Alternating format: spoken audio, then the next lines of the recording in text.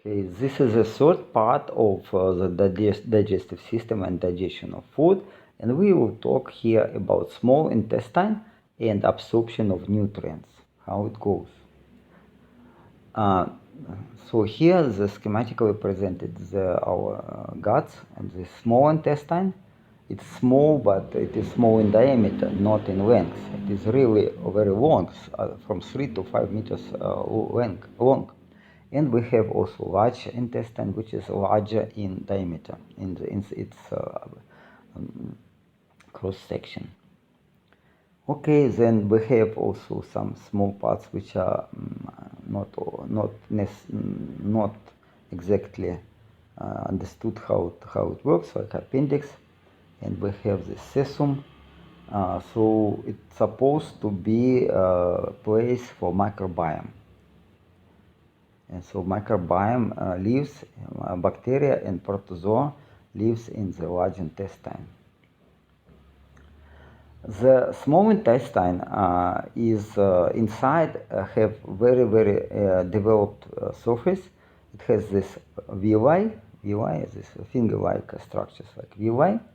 And if we look at this villi, schematically it's presented here in the cross section, that we see that we have blood capillaries coming inside, and we have lymph capillary also, and then we have layer of epithelium cells. Okay, here it is in more details. So we have villi, these finger-like structures, and we have capillaries, and we have blood capillary, and also capillary in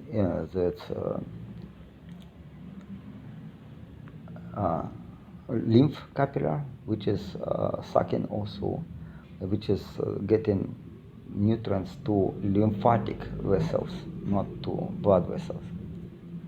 Okay. And here again, in more details, we have this epithelium cells. This very thin, single layer of epithelium cells, and it has also some villi, some structures like hair or something, which is absolutely also important to protect our guts from damage and from getting toxins and bacteria inside our blood system.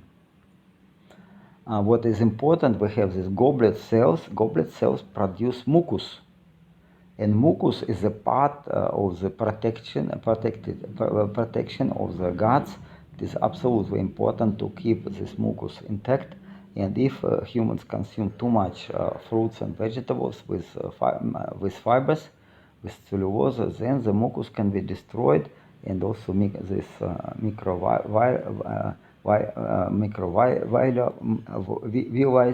microvilli will be destroyed and damaged, so it is very dangerous. So we have to keep this protection intact. Here in more details, it shows that this layer of mucus, it's protecting us, and then micro and nutrients, which are amino acids and fatty acids and glucose and also glycerol, they are coming first through this layer of protecting mucus, and only then they coming through this through the membrane of epithelium cells. So it is really good protection if it works. So it's and inside we have what is intestine. Again, it is important to understand that amino acids and glucose can go to the blood system. So and from blood system to blood vessels. But most of the fatty acids, they travel and they are getting from intestine to lymphatic system. So they go with the lymph to lymphatic vessels. And here we see again glucose, amino acids, fatty acids, glycerol. They are coming through this epithelium layer, through the membrane of the epithelium layer, and only then they get into this blood vessels and lymph vessel. The process of digestion is quite complicated. Quite many strange things are happening. I don't know by which I consider strange, like that inside the gut, the fats are by lipase, they are broken to monoglycerides and to fatty acids, like here. But when it is crossing the membrane of the epithelium layer, it gets collected again to the fat. So fatty acids not stay intact; they are getting assembled inside into fat, into small drops of fat. And this fat will look further how they are transported, and because this also of these fatty globules combine with proteins, and they form so-called chylomicrons, and this is happening in these organelles, which are Golgi apparatus. So it is not easy at process at all, and then this chylomicrons are extruded from the epithelial cells and go to the lymph capillary. Here it is shown that it goes to the lymph capillary. And then lymph is the transports these chylomicrons away from the intestine. So consumption of fat is quite complicated. It is different from glucose. It is different from amino acids. Amino acids and glucose can get directly to the blood, and from the blood they go to our organs. It can be used as food, as a source of energy, or amino acids can be used to rejuvenate our muscles and replace some damaged cells, and also to activate immune system and to produce hormones and enzymes. So it is very important. But fat digestion is very, very special. The only we can talk about short chain fatty acids and middle chain fatty acids, that they can be transported by blood. So they not get to the lymphatic vessels, but they can get directly to blood system, and therefore brain and other organs can get the food quite in 10-15 minutes after we eat this special short chain and middle chain fatty acids. Okay, here again absorption of fat is special, as I said. So first in the guts, inside the guts, we have that the fat is broken to short chain fatty acids and to glycerol. Okay, and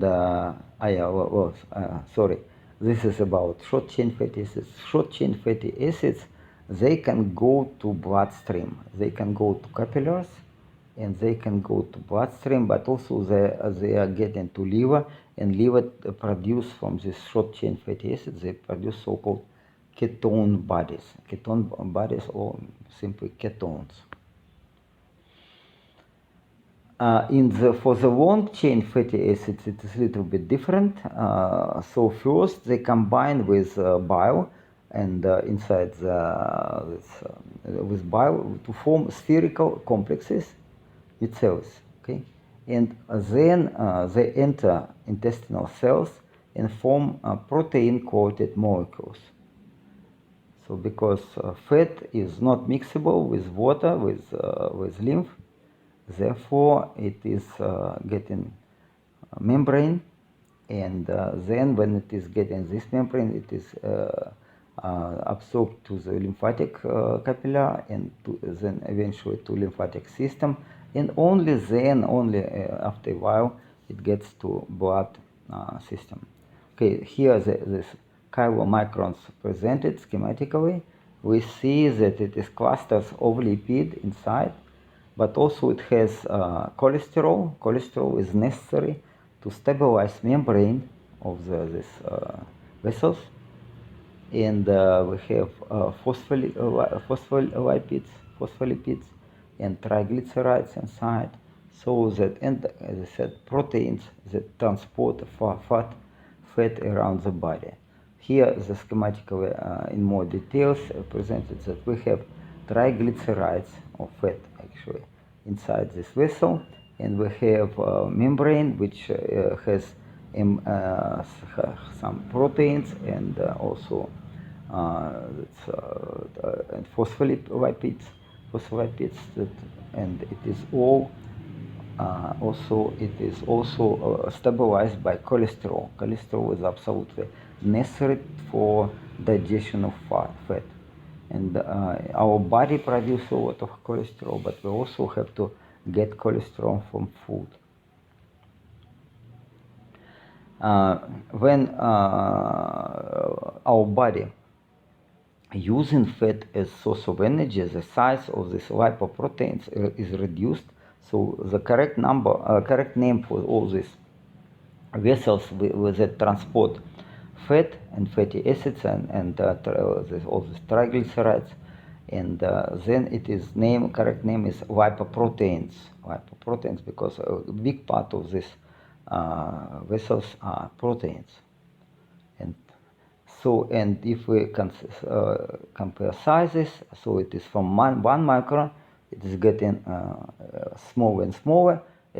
In the process, that fat is used as a source of energy by cells, and so in our blood system, this lipoproteins getting smaller and smaller and smaller, and name of this lipoproteins also gets different. So we have high density lipoproteins, which are considered somehow healthy, because it's actually all the same these vessels which transport fat, but somehow these medical professionals consider that low density lipoproteins, which are just larger in size, and very low density lipoproteins, which are again just larger in size and have more fat inside, then they considered bad. They considered unhealthy, and this is absolutely wrong. Okay, again we have types of lipoproteins. It is the largest is chylomicrons. It is mostly fat because membrane is thin, and next in size it is very low density lipoproteins, which are considered very bad, and they have about half of the triglycerides, and they are made in the liver from this chylomicrons. So liver change the size and also use some amount of these fatty acids to produce ketone bodies or ketones.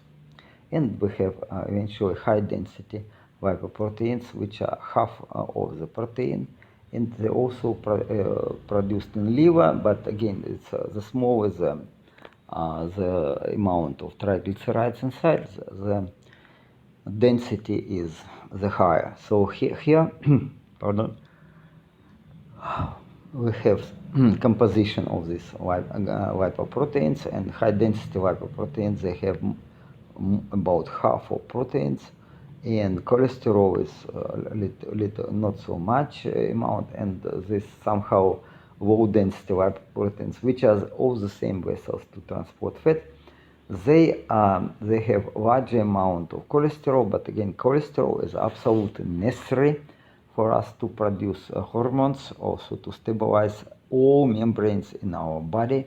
And if we don't have enough of cholesterol, or production of the cholesterol is somehow reduced, it's a lot of problems with our body. We cannot consume fat.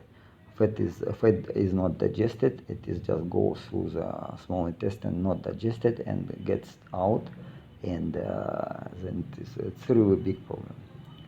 Okay, again here we have structure, maybe with more details of these lipoproteins, which are starting from this ultra low density lipoproteins and getting smaller and smaller.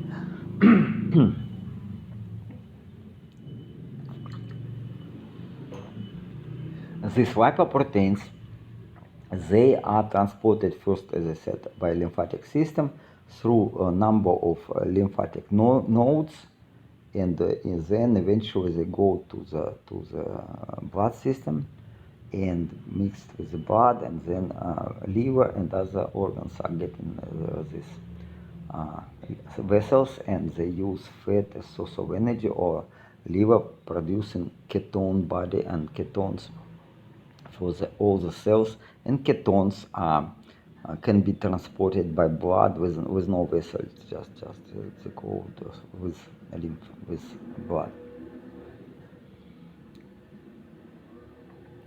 And somehow, as I said, somehow cholesterol considered as very bad, especially these lipoproteins of low density, they considered very bad, and physicians prescribe taking statins already from young age, and statins are very toxic. They destroy membranes of the, so if we don't have enough of cholesterol, the membranes of cells are not stable. It is most of the damage goes to the muscles, but also to liver. So statins are absolutely toxic, and the fact that medical professionals prescribe them even to healthy people, then it is, I consider, is a crime.